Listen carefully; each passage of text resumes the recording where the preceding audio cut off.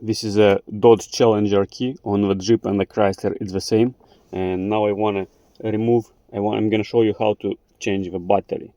You don't need any special tools, you can just take out the key, and as you can see it has a small space right here, the lower one, not the upper one where the key goes, but the lower one. You can just insert your key and squeeze it like this.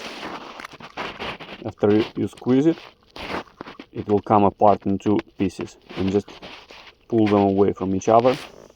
This is how it looks inside, and this is a battery. So if you want to replace the battery, you can just pull it out like this, and this is how it looks.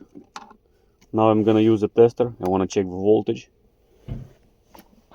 It should be, the battery model is CR2032. I don't know if you can see it. CR2032, and it shows 3 volts. So now I'm gonna use the multimeter and check the voltage. As you can see, it has 2.3 volts. Don't know if you can see the multimeter. Let's see like this. 2.3 volts. And now I'm gonna check the battery on the new key fob, and we'll see if it's 3 volts or it's also 2.3. So this is our new key fob. I'm gonna do the same.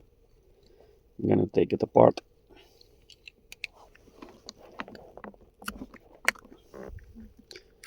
This is how it comes apart. It looks slightly different inside.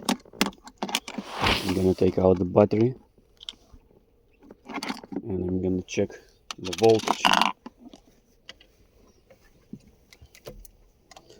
Let's see what the voltage is on this one.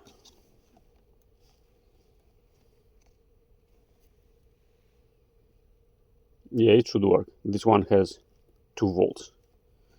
It has only 2 volts and it's working. It means at 2 volts this battery still should work well, because I don't have any problems with it.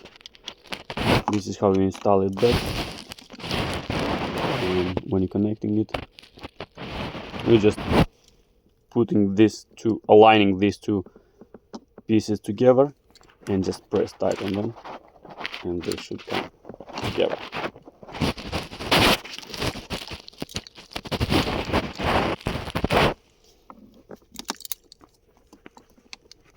Just squeeze it around, and that's it. And this is our key. Just install it back, and as you can see, it's working.